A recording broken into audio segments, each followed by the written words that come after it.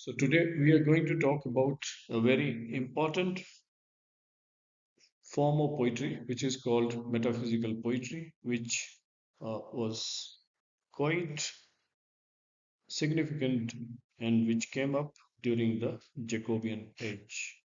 So it was a kind of intellectually stimulating poetic moment which dealt with the well-established themes of love, faith, and philosophy. But there was more use of intellect, right? So, and use of wit, and also a very unusual or very amazing kind of metaphors. So, what is metaphysical poetry? Metaphysical poetry denotes a distinctive group of 17th century English poets, that is, the poets in the Jacobean age, whose works had these features. What were the features? First is they had intellectual complexity. That means they had logical arguments. They combined reason with emotion to study the abstract concepts. Abstract, I told you what is abstract. Abstract is something which is beyond the seen. जो जो दिखता है उससे परे जो चीज है. Okay, for example, we have a body, we can see you, we can call you by your name, you will respond. But if I say that you are a soul and your soul is connected to the super soul, then that is something abstract which cannot be seen or felt by you. It's just a kind of understanding. So this is how this metaphysical poetry uses argument, logical argument or reason to implore or to explore the abstract concepts connecting thought with emotion. तो किसका combination है ये? Thought और emotion का. Emotions को हम how we are studying the emotions through the lens of mind, right? दूसरा point, they have emotional depth. That means they, it's not that it is detached from the human beings. It concerns the emotions and it goes into their deeper exploration. What does it explore? It explores the emotions of love, love both secular and sacred, devotion, okay, and human connection through rational or logical frameworks. You create a kind of logic, you give some reasoning to explain the inexplicable. Third is it has got a philosophical scope. That means it engages with metaphysics. Metaphysics means the question of existence, right? All of us have come into this world, but no one knows where we came from. किसी को नहीं पता हम कहाँ से आए और किसी को ये भी नहीं पता है कि हम जाएंगे कहाँ. So these are the questions of existence. Okay, what happens after the death? What happened before your birth? So these are the abstract things which we always keep asking ourselves. These are the questions. So this philosophical, this metaphysical poetry tries to provide an answer, right? So it deals with the metaphysics. Metaphysics means beyond the physical. जो सामने दिखता है, whatever is available to you right in front of your eyes, वो है physical. तुम एक शरीर हो लेकिन तुम्हारे अंदर एक आत्मा है. वो आत्मा किससे जुड़ी है, उसका क्या होता है, कैसे जुड़ती है एक दूसरे से. So all that is the major concern of this metaphysical poetry. And if you talk about the origin of this term, so I have told you, meta means beyond, physical means what can be seen or felt right in front of your eyes or through those senses. So metaphysical means beyond the physical. Okay, beyond the physical क्या है? That abstract, spiritual, and intellectual dimension of human existence. Okay, suppose you want to love a small child. So what do? You physically, you try to hug that child, you try to, uh, show your love by patting on its shoulder or touching and caressing its hair or head. So that is physical, on the physical level. But you are also connected uh, emotionally or intellectually to that child. Okay, and how spiritually you are connected to someone. So that is metaphysical. So this level, metaphysical poets, was first applied by Samuel Johnson in his critical work The Lives of Poets in 1779. Okay, so he refers to this group of 17th century poets who brought together disparate, that means entirely different or incongruous or heterogeneous ideas with startling comparisons, with amazing comparison. They brought such ideas together. So that is why Samuel Johnson uses this term metaphysical poets. And uh, the metaphysical poetry, it emerged in the Jacobean age in 17th century after the end of that Elizabethan era, which was full of romantic idealism. Now there was a kind of break from that optimism, and a lot of scientific new discoveries were taking place, and there were religious tensions, and these writers, these poets, they responded with something which is called metaphysical, which explores the body soul relationship, right? It's, you will understand it in this way. You feel hungry, you just you get food, eat it, satisfy your hunger. That is your physical need. Okay, but there is a spiritual need also. So we, because we are thinking animals, we just cannot survive only on food. We need food for our soul. So for that spiritual, satisfaction, you have some kind of thinking in your mind. Okay, you believe in some power. You are connected. You pray. So that is the metaphysical aspect. Okay, the love death paradoxes कि कहाँ से आए थे कहाँ को जाना है मौत के बाद क्या होता है faith and reason tension. So these are all the features. So, what are the main features? Once again, it is intellectual and philosophical. That means it is a rational inquiry. It is a kind of intellectual inquiry into our existence's deepest question कि हम हमारी आत्मा लोग कहते हैं ना कि इंसान मर जाता है लेकिन आत्मा जिंदा रहती है वो कहाँ जाती है कैसे जुड़ी है all those questions are explored by this school of poetry. Okay, so it has got intellectual and philosophical tone. Or the striking feature of metaphysical poetry is conceits, extended conceits, right? Simple language mein it uses metaphors, okay, connecting entirely, incongruent or entirely different ideas, right? उनको connect करता है with startling comparisons, amazing comparisons के साथ. So that is extended conceit, and it is just a fusion of emotion and reason, because emotions are seen through the lens of logic and reason, and heart and mind they work in perfect synthesis.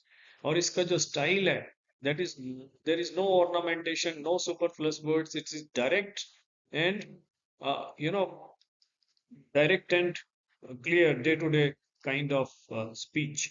Then it also has paradox and irony. It has got dramatic opening. That means it starts all of a sudden, there is a startling comparison, and the reader is, almost waken out of its slumber or so, out of its sleep. And it has got a sacred and secular blend. Okay, it deals with themes which are sacred, related to divine, and secular as well as human law. Okay, then it has got scientific imagery. So conceit, what is conceit? So, conceit is an elaborate, extended metaphor which combines two startling or it makes a very startling or surprising connection between two entirely different things. So this is what you should understand. Comparison कैसा है? Startling. और किसके बीच में है? ऐसी चीजें जो जिनके बीच में लॉजिकली कोई कनेक्शन नहीं है डे टू डे लाइफ में या लॉजिक के हिसाब से. So this is the signature technique of metaphysical poetry, which is called the conceit. So conceit, you should be clear to you now. Example आप दे सकते हैं the compass conceit, which I have elaborated, that how the poet John Donne he compares the two lovers as the legs of compass. So the one once it provides support, then only the other can move. Second, if one goes tries to go farther, the other one pulls it backward, pulls it towards it.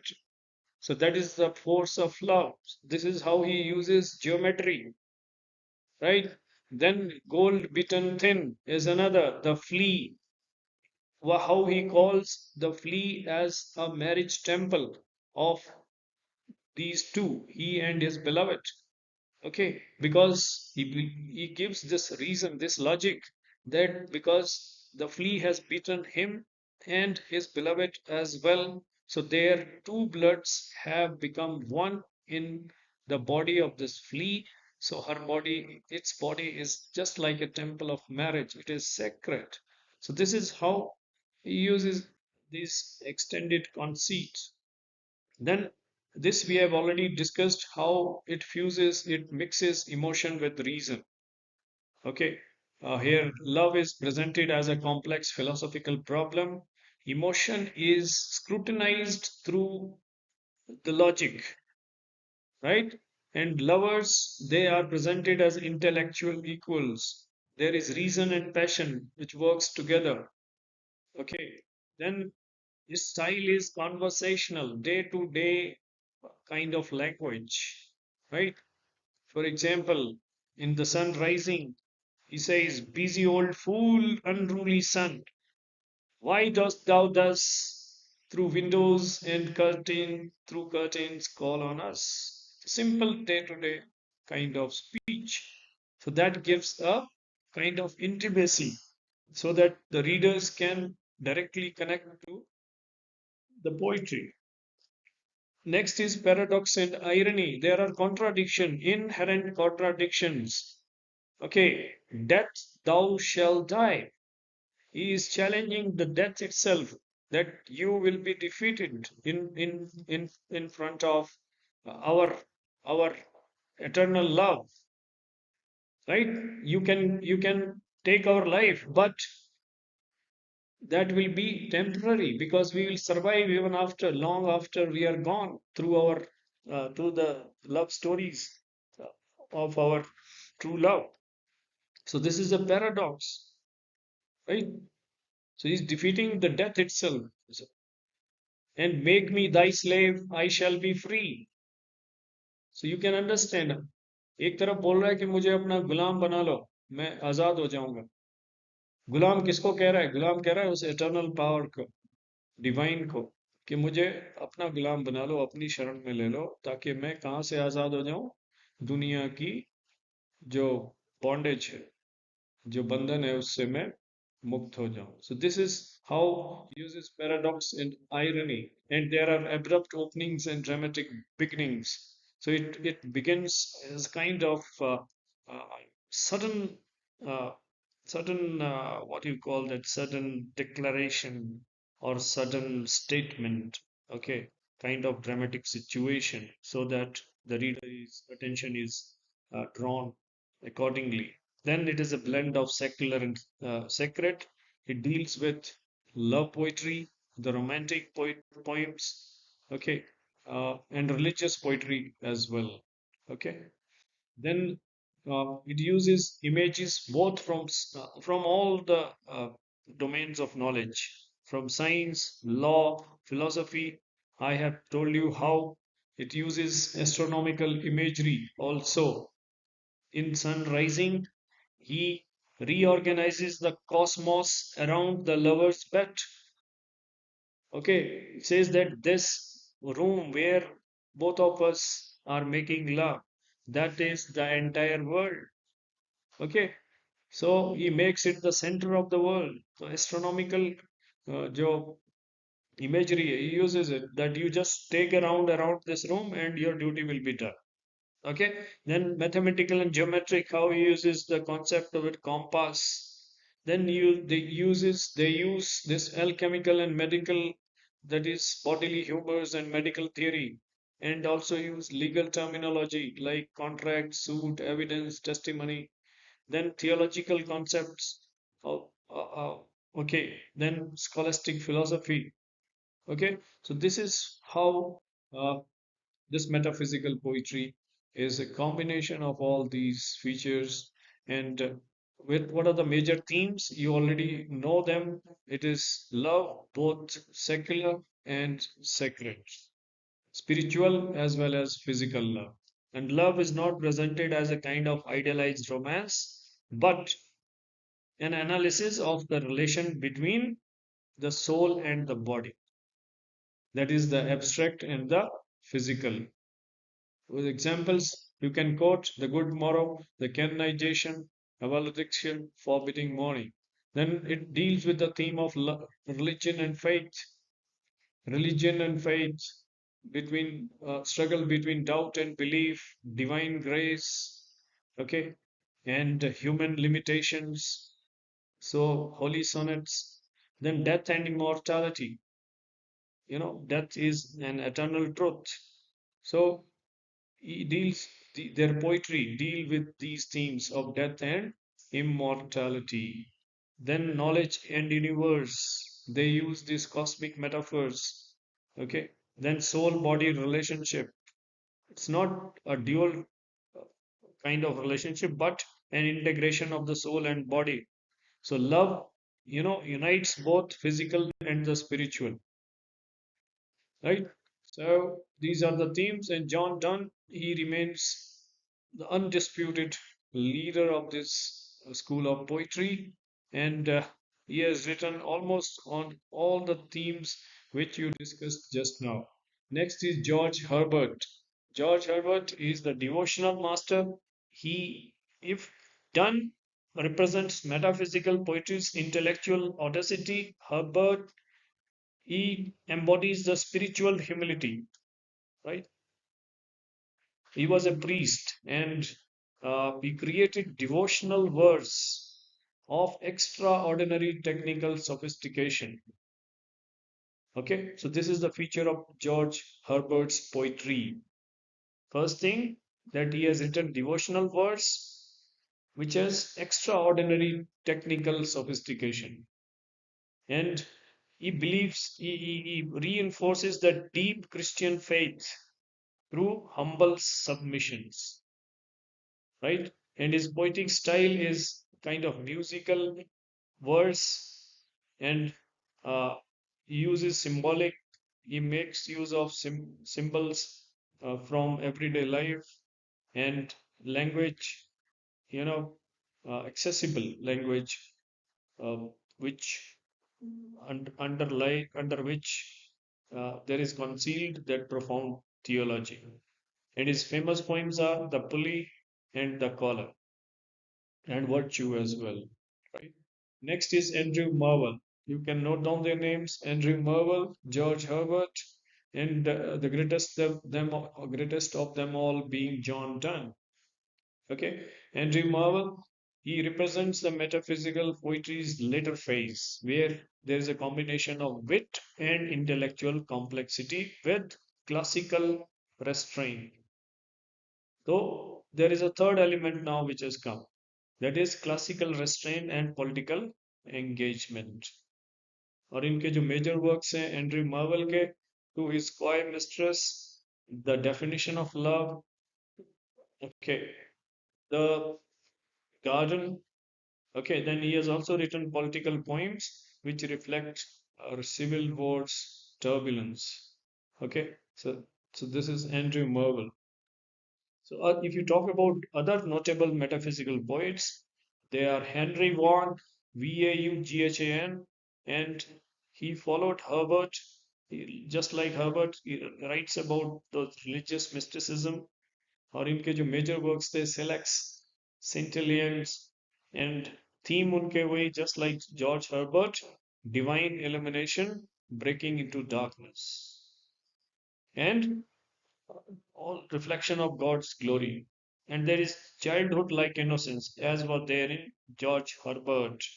Herbert की तरह ही Henry Vaughan की writing में. Then comes Richard Crashaw. Okay, Richard Crashaw, he was Catholic convert, and uh, his major works are Steps to the Temple, और उनकी poetry के features हैं emotionally intense Catholic mysticism. Okay, and he uses kind of erotic language. Okay, so this is another metaphysical poet, Richard Crasher. Next and the last one is Abraham Cowley, and his major work is The Mistress and the Pindaric Odes. Okay, so he tries to systematize and regularize metaphysical style.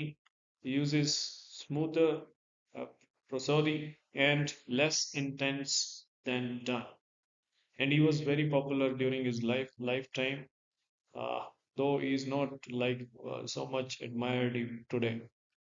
So he is a kind of bridge between the metaphysical and the neoclassical. Next age is going to be the neoclassical age. So these are the metaphysical poets. So there may be a question asked to you like this, that describe metaphysical poetry and uh, note or elaborate the contribution of the metaphysical poets in this particular age. So then you have to remember all, starting with John Donne, who is the undisputed leader, okay, of this particular group, though they were not unified as a group within their lifetime, right? They may or may not be knowing each other also, but they had certain features which were common in their poetry. They wrote at the same period, and they wrote with the same themes and same style, combining emotion with reason. So that is why they are clubbed together by Samuel Johnson.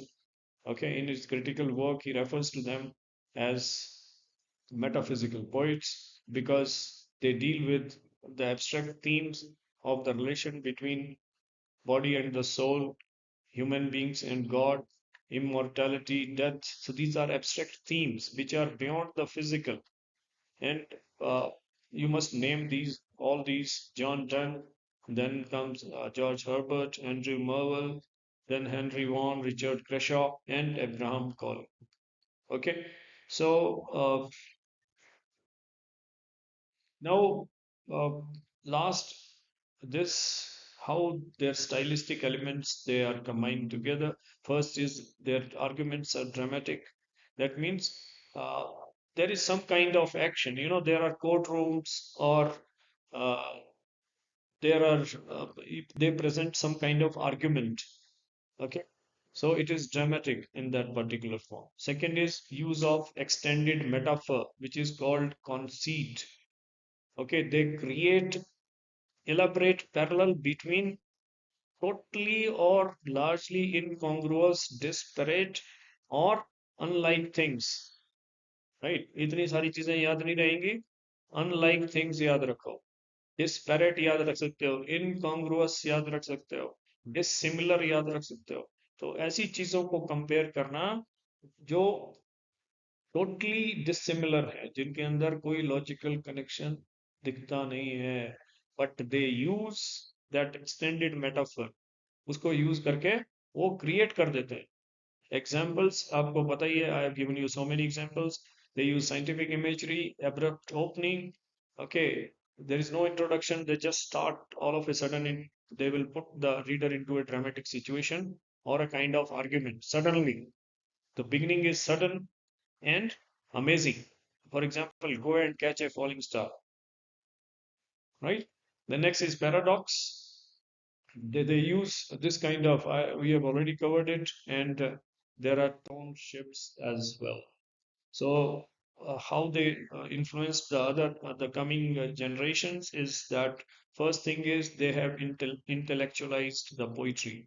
Okay, they have uh, put this particular kind of analytical technique into the poetry. So poetry is not merely not just emotional expression, it is a philosophical inquiry based on logic or reason. Second thing is they combine passion with reason, body with soul.